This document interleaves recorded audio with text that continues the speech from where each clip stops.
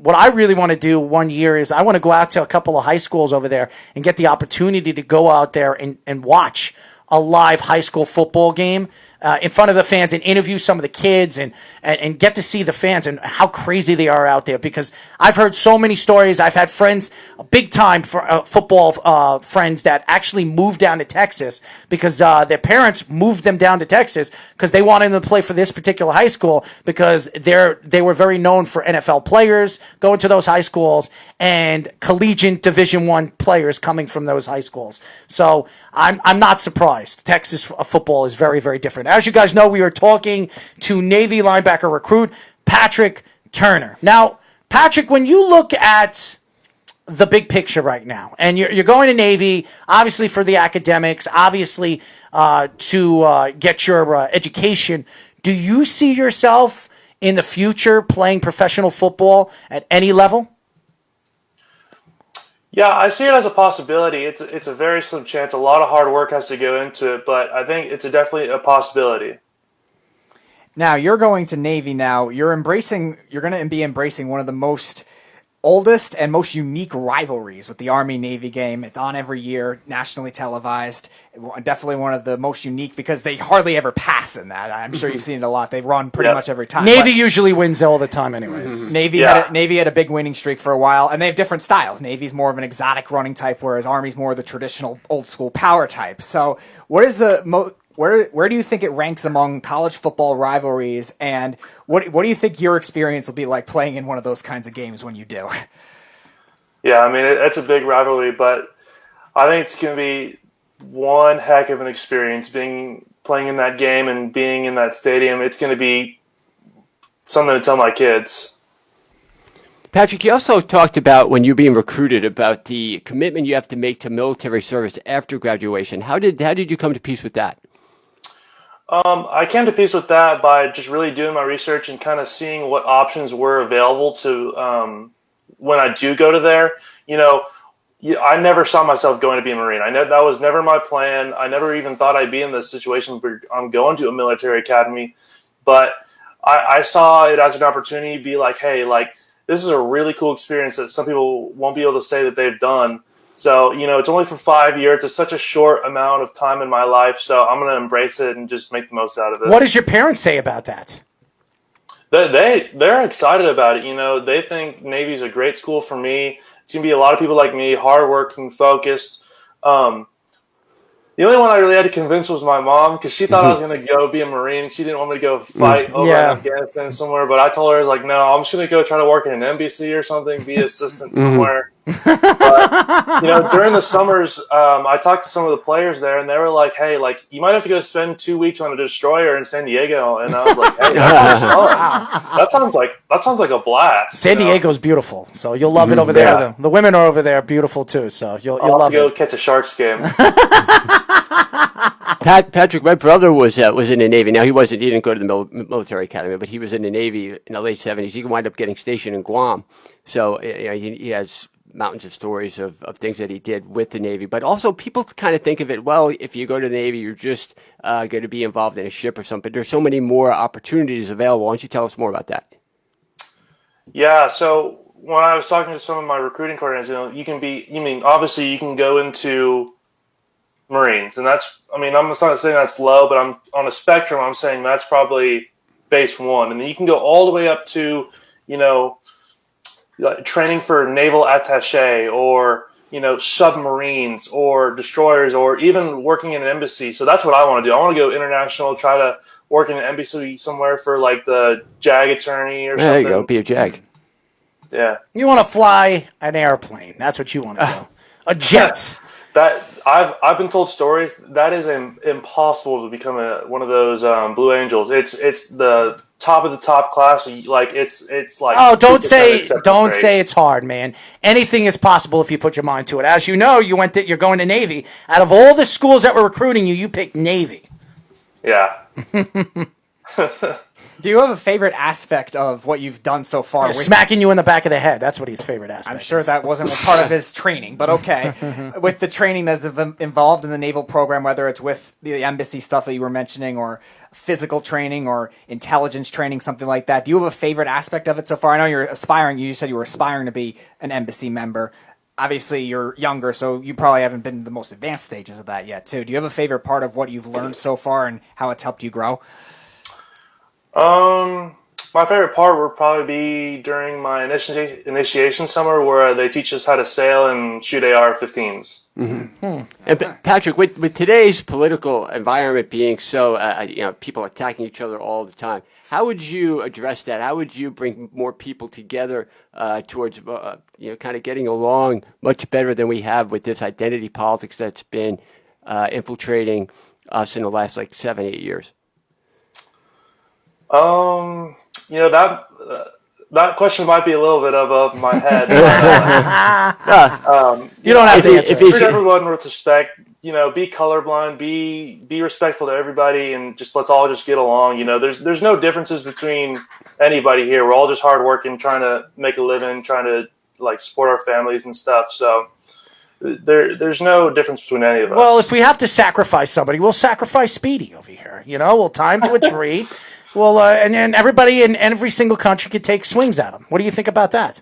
That sounds like a great idea. I do too. I mean, why attack and kill innocent people when we could just kill an innocent person like this one? See, they have much more advanced weaponry to do that. Why would they need to use a baseball bat? Well, it takes a lot of aggression out, and I would take my aggression out, and so will half the countries, Afghanistan and everybody. If I know I'm going to die, everybody. I'd much rather get killed with a weapon I never heard of. Well, when you do that, let me know. I'll come be your co-host. There you go. As you know, we are talking to Navy linebacker recruit Patrick Turner. Now, Patrick, we like to go off topic, and we like to have fun with some of the athletes, and we like to have fun, make you laugh. So we're going to ask you some silly questions. Are you ready? Yeah. All right. Here we go. Question number 1 for Mr. Turner. Boxers or briefs, and why? Yikes. I don't know. Probably. I have 2 pairs of boxers, so I'm going to say briefs. There we go. Probably because I get bad swamp butt when I'm practicing. So I'm going to say briefs. I would say briefs too because I have a problem for my package sticking to the inside of my leg. So all right, that's too much information. So briefs kind of hold it into place. So I like that. Question number 2: favorite snack to munch on before a game. Shoot! Oh my God, these are hard questions. Probably gonna have to go with the classic Wingstop. Oh, what? You don't have gas after that? Sorry? You don't have gas after that? Yeah, well, I don't smell. It's the running back on the ground. What's your favorite type of wing sauce? I'll try to get a spicy flavor too, just so it smells extra bad. But, Don't tell your Navy coach. Patrick, do you have a That's your secret. Patrick, do you have a favorite type of wing sauce? I'm probably gonna go lemon pepper or I like lemon pepper.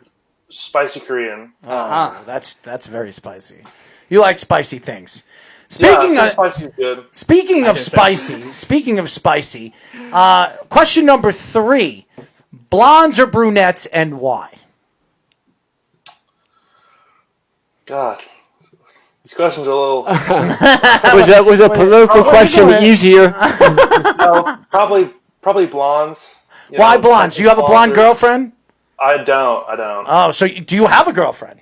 I don't. Look at that, man. 6'3", 230 pounds, not a bad looking guy. Too. And he's going to Navy. I'm telling you, you're going to meet a lot of women over there, man. You're going to love that place. You're going to love that place. Question number 4. If you were to take a swing at somebody, what would you use? A hockey stick, a baseball bat, or your hand? Probably my hand because it looked cool after, and I can show the girls and get a blonde girlfriend. But it hurt a lot, so maybe a baseball bat. Baseball bat or hand. I don't really have many hockey sticks. Well, you're a hockey fan. You wanted to talk about Dallas. Yeah, well, I like watching hockey, but I don't like hurting people with hockey sticks. Probably That's true. Flimsy, but what? Okay, question number 5. What was the most damaging thing you did to your body playing the sport? Funny or not funny? Damaging thing. I don't really have any funny ones, but I do. but I probably got a concussion. I got a concussion playing baseball while I ran into my shortstop. Oh my He was God. running out. I was running in. Just bam. Wow. Don't worry, at least you're not Kendry Morales and injured himself in a walk-off celebration and tore his ACL. Yeah. You know what's funny about that one is, though, I did not know I had it. So I was on my phone the whole night. And I was watching TV the whole night. In the middle of the night, I get a throbbing headache, migraine. Oh, man. And I'm driving to the hospital at like 4 in in Houston. It's just worst night of my life. Well, I've had concussions before. I played a lot of that. I had hockey, 5 hockey concussions over my high school career and my junior career. It was, it's not fun having one of those. I have to stay in a dark room. I couldn't close my eyes. I sometimes saw 2 instead of 1. It's terrible. It's absolutely terrible. Yeah, it's Well, terrible. the worst thing that's ever happened to me was I was in a hockey game, and during the game, the goaltender got hurt, and we didn't have a backup goalie because he was hurt. So I had to step in the net, and I forgot to put on my cup. Now, I will say this. When I played hockey, and the coaches usually tell you, always wear your cup. Well, I always thought that wearing a jock strap always, rubbed the inner part of my leg and hurt me in so many different ways at once. So I said, you know what? Nobody's going to hit me there. I'm not going to stop and block a shot. So, if I do, I'm going to put my legs in front of it. I'm not going to put my private areas in front of it. Well, I completely forgot that I wasn't wearing a cup. And shot came from the point in a power play in a screen, and it hit me right there. And not only did I see stars, I saw little birdies flying around in my head. And I was like little Tweety birds. I'm not even lying to you. I was laying there. The referee thought I was dead. He said, "Where did you get hit? Where did you get hit?" I got hit in my smacker. He says, "Where the hell is your smacker?" I said, "Between my legs. You want to see it?" And that was it. That was the only thing. I had to be practically carried off the ice. And we had no goaltender for the last 2 minutes of the game. We still won that game, by the way. So anyways, Patrick, before we let you go, okay, I want to know your honest opinion here. I don't know if you've seen a picture of Mark, and if you've seen a picture of Speedy, or you've seen a picture of me. Okay, well, you see us now. If you were to go out on a double date, who would you take on that double date? Would it be Speedy, me, or Mr. Mark? That's not putting him on the spot, is it? Yeah, I mean, I didn't think I was going to get these kind of questions. Come on, man, you can answer it. NFL player who's, why am I going to, but, probably Kyle, just because he called me earlier. Well, I'm gonna miss on every one of those questions. Well, you're gonna have to teach him a couple of things before you take him on a date, like talking to people, because he's not very aware of certain things when it comes to talking to women. So you're gonna have to help him in that. Well, I'll need some help too. So maybe we'll bring along, you can help each other. You can help each other. Yeah. A 6'3", 230-pound guy to a 5'9", 150 something. 150 something. You got the gentle giant over here. Anyways, why don't you tell the fans how they can find you on social media, my friend? Oh, geez. So, Twitter account is. You don't seem reassuring there. Sorry. Oh, you don't sound reassuring there. That is my Instagram account. It's Rally Camel 42. Nice. So you like camels? No, there's just a funny story with. What kind of funny story?